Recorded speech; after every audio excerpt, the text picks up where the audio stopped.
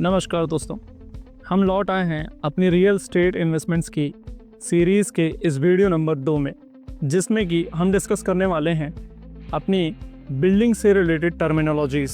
Specifically हम देखें तो रियल स्टेट इन्वेस्टमेंट्स मतलब स्पेसिफिकली जैसे आप फ्लैट्स वगैरह ख़रीदने जाते हैं तो फ्लैट्स ख़रीदते समय आपको किन किन टर्म्स का सामना करना पड़ता है, कौन कौन सी टर्म आपके सामने आती हैं, वो चीज़ हम इसमें डिस्कस करने वाले हैं। तो दोस्तों हम चालू करते हैं समझने से कारपेट एरिया को।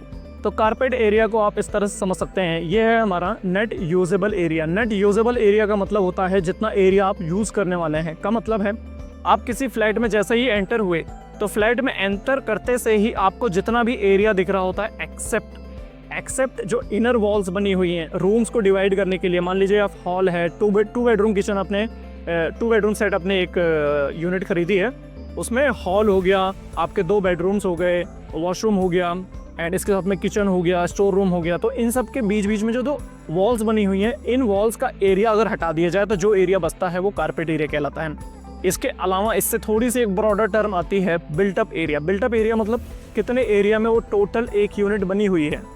तो अब कारपेट एरिया में जैसे ही आप इनर वॉल्स का एरिया जोड़ देंगे तो ये बन जाता है टोटल बिल्टअप एरिया। इससे भी बड़ी एक टर्म होती है जिसको हम बोलते हैं सुपर बिल्टअप एरिया। तो सुपर बिल्टअप एरिया में अब बिल्टअप एरिया इसका मतलब है carpet area plus inner walls plus इसके अलावा जो कॉमन एरिया होता है proportionate common area plus gym, swimming pool, आपकी कॉमन लॉबी हो गई, कोई हॉल हो गया, कम्युनिटी हॉल हो गया। तो इन चीज़ों को जब आप इसमें इंक्लूड कर देते हैं तो ये टोटल बन जाता है हमारा सुपर बिल्टअप एरिया। इसमें मैंने एक टर्म यूज़ की प्रोपोर्शनेट कॉमन एरिया। तो प्रोपोर्शनेट कॉमन एरिया का मतलब होता है आपका जो टोटल कॉमन एरिया है उसका एक प्रोपोर्शन आपको चार्ज किया जाता है। तो चार्ज करने के लिए जिस टर्म का यूज़ किया जाता है उसको बोलते हैं लोडिंग फैक्टर। मतलब आपको जो पैसा देना होगा वो कारपेट एरिया का, मतलब जब आपको रेट बताया जाएगा कि 4000 स्क्वायर फीट या 5000 स्क्वायर फीट के हिसाब से हम आपसे चार्ज कर रहे हैं, एग्जाम्पल ले रहा हूँ मैं, तो उस केस में आपसे सिर्फ उतना ही नहीं चार्ज किया जाता है, कारपेट एरिया के बराबर का ही नहीं चार्ज किया जाता है, इवन आपसे 20 या 30% एक्स्ट्रा लिया जाता है on the name of this common area. मतलब आपकी लिफ्ट हो गई, कॉमन लॉबी हो गई, हॉल हो गया। तो इस तरह के एरियाज़ के लिए 20 से 30% का जो एलोकेशन होता है यूजुअली रखा जाता है। इसका मतलब है कि जो टोटल एरिया बना हुआ है, जो बिल्डिंग बनी हुई है, जो पूरा कैंपस बना हुआ है, इस कैंपस में जो कॉमन एरिया माना जाता है उसको रफली माना जाता है कि वो 20 से 30% होने वाला है। एक इससे बड़ी टर्म निकल कर आती है gross building area. Gross building area को आप बड़ी आसानी से समझ सकते हैं कि जब पूरी बिल्डिंग बनी हुई है उस पूरी बिल्डिंग को अगर आप बाहर से खड़े होकर देखते हैं तो बाहर से खड़े होकर देखने से जो बाहर की दीवार बनी है उसके अंदर का जितना भी एरिया इंक्लूडिंग दैट वॉल वो बन जाता है आपका ग्रॉस बिल्डिंग एरिया।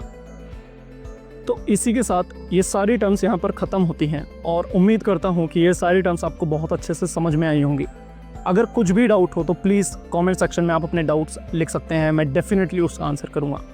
एंड इसी के साथ हम ये वीडियो रैप अप करते हैं। अगर आपने इस लैंड मेजरमेंट से रिलेटेड एक हमारी जो पहली वीडियो थी वो नहीं देखी है तो ज़रूर देख लीजिए, क्योंकि बिल्डिंग मेजरमेंट और बिल्डिंग से रिलेटेड टर्मिनोलॉजीज़ आपने समझ ली है, लैंड से रिलेटेड मेजरमेंट टर्मिनोलॉजी समझने के बाद जो हम चीज़ें समझने वाले हैं, जो हमारा मेन फोकस है इस पूरी सीरीज़ का, वो है रियल स्टेट इन्वेस्टमेंट। तो जुड़े रहिए हमारे साथ इस पूरी एक सीरीज़ में जिसमें हम आपके लिए लेके आ रहे हैं एक से बढ़कर एक video related to real estate investments. तो थैंक यू सो मच आखिरी तक जुड़े रहने के लिए, ऐसा ही प्यार दिखाते रहिए। Thank you so much. जय हिंद।